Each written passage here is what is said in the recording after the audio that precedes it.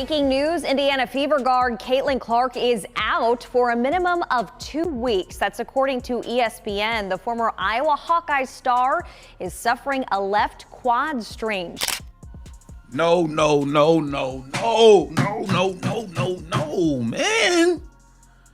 Caitlin Clark just got ruled out. And no, it's not some fluke accident. After being targeted in 3 straight games, the rising WNBA star is now injured and sidelined for the Indiana Fever. Coincidence? Or is there something bigger going on behind the scenes? Fans are furious, teammates are stunned, and the league is under fire. What happened? Steph, do you know when Caitlin's injury happened? I don't know when it happened. I know afterwards, we got a message that she had something going on with her leg, and they were getting an MRI, and then we got the injury yesterday. Was it after the Liberty game on Saturday? Is that our last game?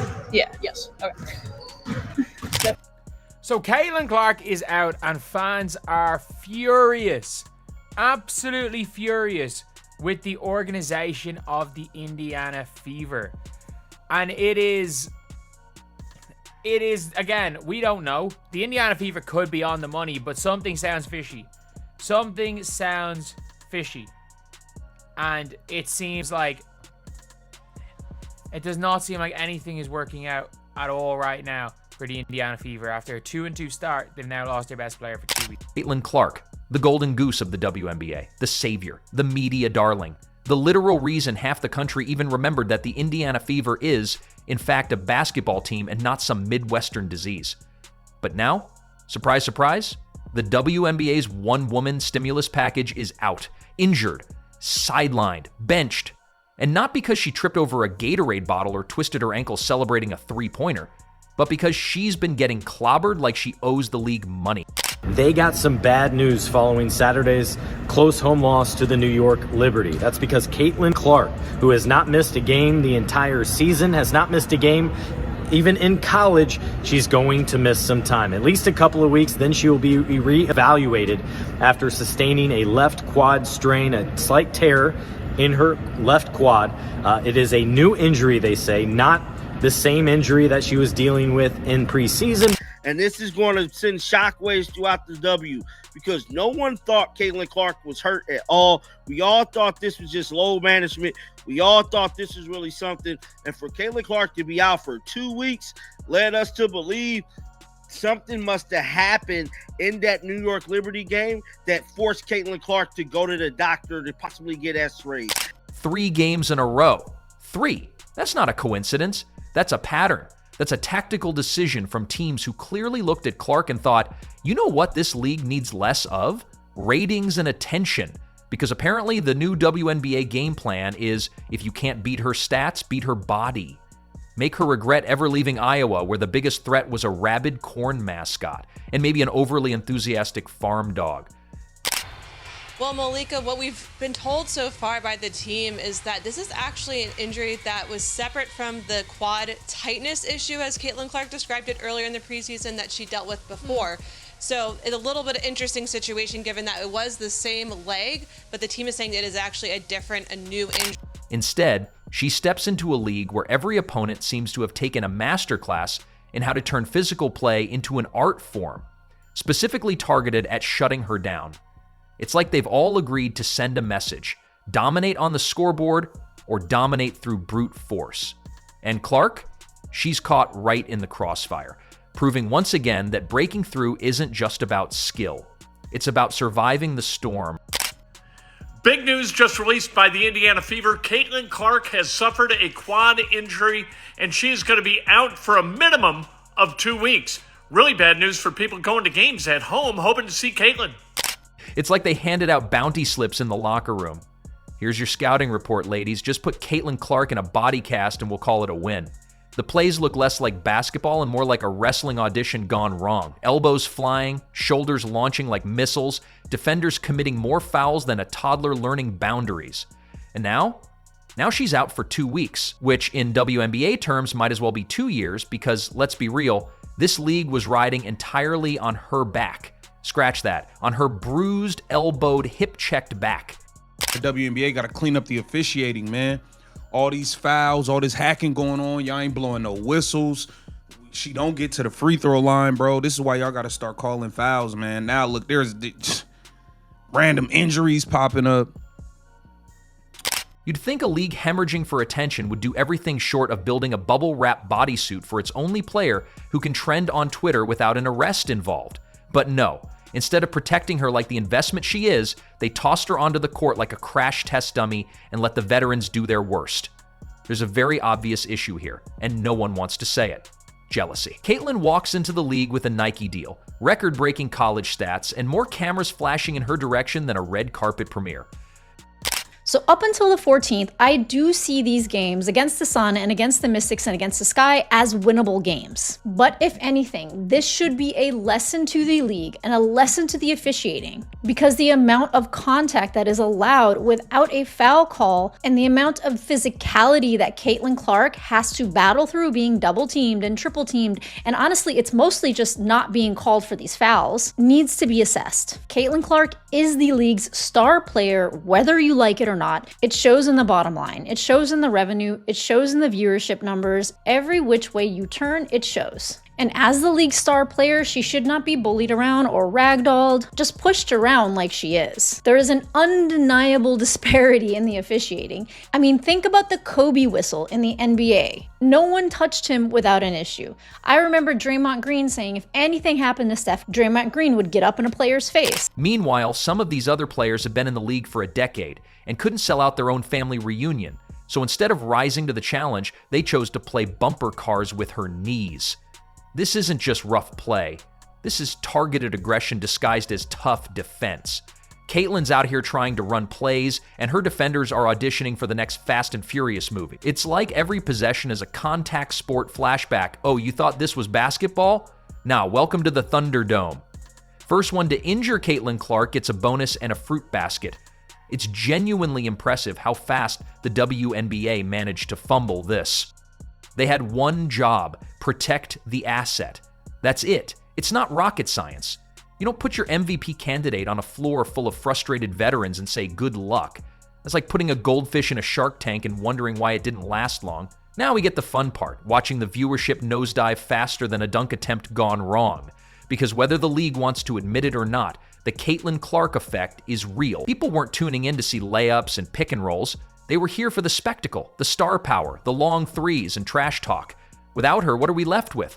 A league that just torpedoed its biggest marketing campaign with elbows and ego.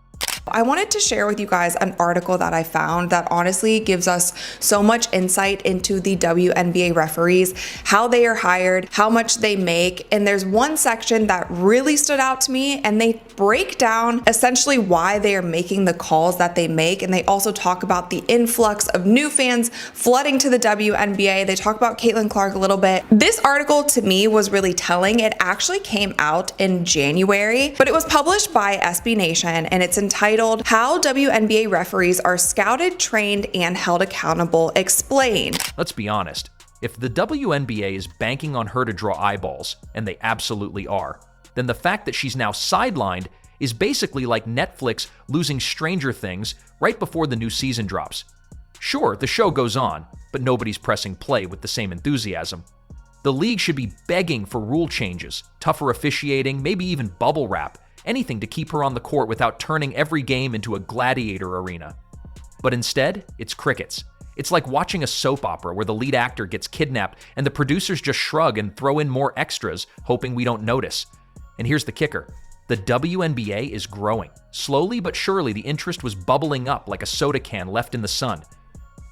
People were actually starting to care beyond the hardcore fans. Sponsors were tentatively poking their heads in, and streams were creeping up. Then poof, star player injured, and all that momentum evaporated faster than common sense at a political rally. So without Caitlin Clark lighting up the scoreboard and spinning circles around defenders, what's left? A league full of solid players who unfortunately don't have the same name recognition or viral highlight reels that make non-fans pause their TikTok scrolls. When the MVP candidate goes down, suddenly those tune in for the star viewers take a hike. Who can blame them? The WNBA isn't exactly household conversation when the marquee name is out.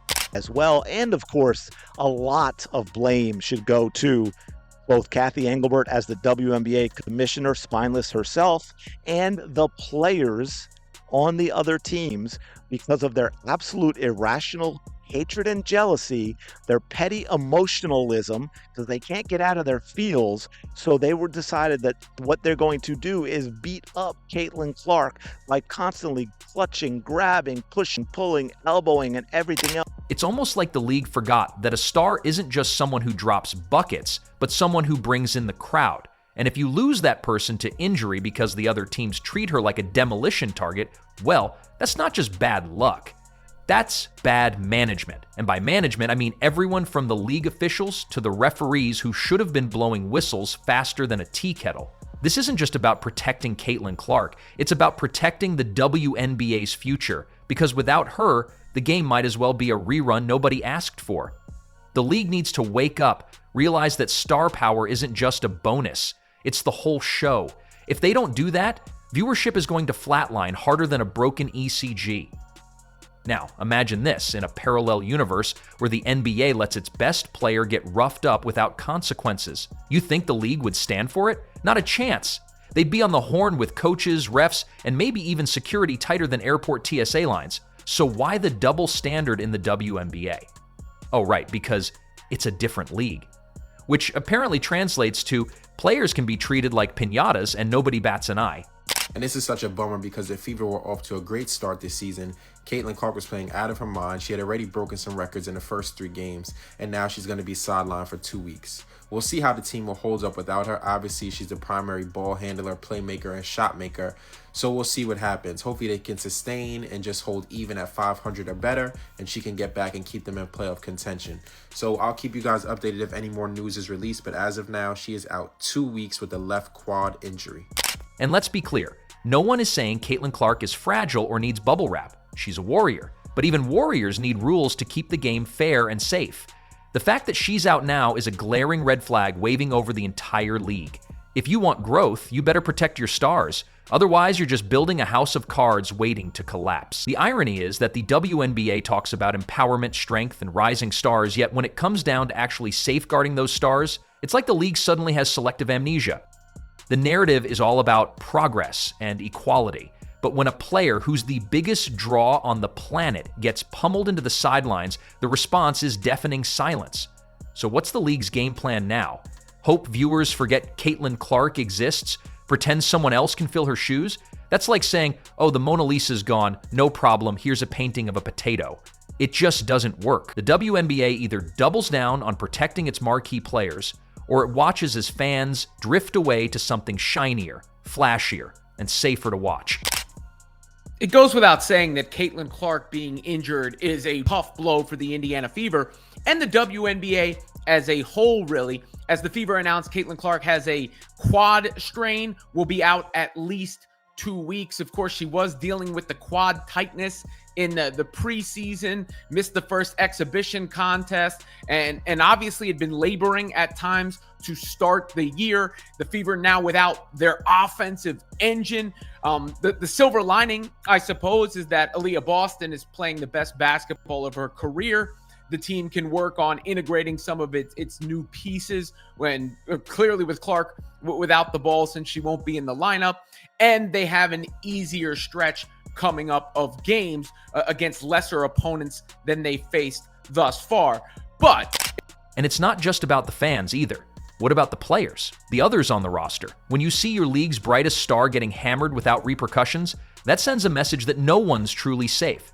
That's a dangerous mindset when you're trying to build a competitive and sustainable league. Here's a wild idea. How about stricter penalties for teams that take targeting literally? Maybe a few technical fouls, some fines, or even suspensions for the repeat offenders who are turning the game into a contact sport version of bumper cars. You want players to respect the WNBA? Start by respecting the players who are making it worth watching. Until then, the WNBA is like that band that's just one member away from stardom but keeps losing key players to injuries no one addresses properly. You keep hoping for a breakthrough, but every time you blink, someone else gets sidelined and the spotlight dims a bit more. So yeah, Caitlin Clark is out and the league's big marketing pitch just lost its headline act. If the WNBA wants to keep growing, they need to start treating their stars like the precious commodities they are, not like punching bags on a court. Otherwise, viewers won't just stop watching, they'll move on and never look back. And really, who can blame them? We saw a lot of stuff in the breakdown I did on the officiating with Caitlin Clark and the non-calls against the New York Liberty. And guess what? When you are constantly beating up a player like that, injuries are more likely to happen. This is on you, WNBA. This is on the players. This is on spineless Kathy Engelbert for allowing this absolute crap show, which is what it is. The officiating has been repulsive. The conduct by the other players has been wrong. Now imagine the sheer absurdity of the WNBA acting like they're surprised. The star player gets blitzed, injured, and suddenly the league is scrambling like they just discovered the concept of injury prevention. It's like watching someone open the fridge, see there's no milk, and then act shocked. Yeah, surprise, surprise, if you keep tossing your best player into the meat grinder, eventually she's going to get hurt.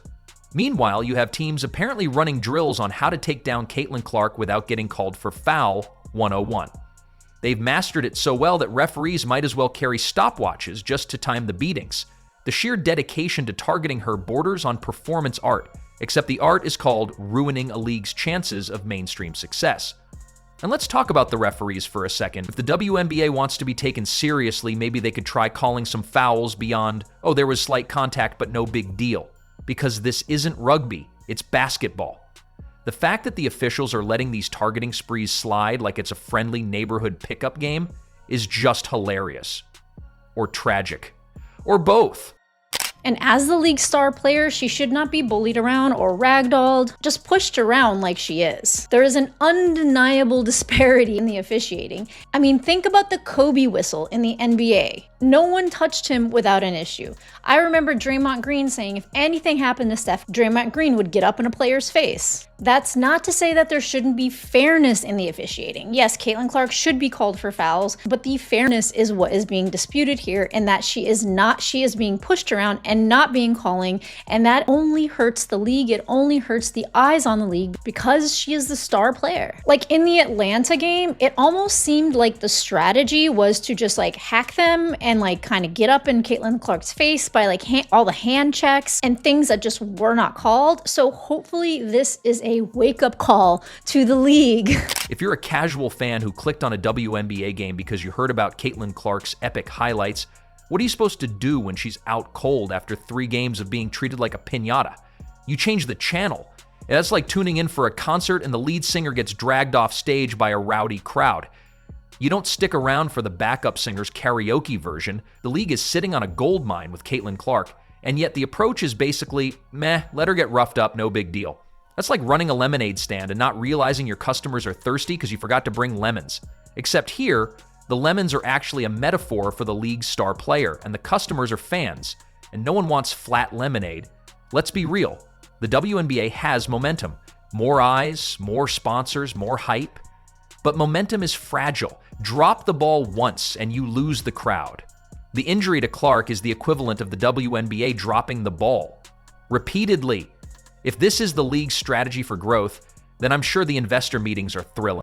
Weeks isn't that bad, but this is a player who did not miss a game her entire college career or last year as a rookie. The first game she missed playing in was this year's preseason opener for the Fever on May 3rd, and she sat out due to left leg stiffness. Caitlin is very aware that many people travel far, spend lots of money, and this potentially could be the only game they can see her play. So she's made it known if she's able to play, she is going to be out there for the fans, and I really respect that about her. I just hope she didn't try to come into the regular season too quickly, because the leg she has injured now is also the left leg, so it's got to be a lingering issue or something that's gotten worse from the preseason. All we can hope for is a speedy recovery, but that she really takes the time she needs to fully get better.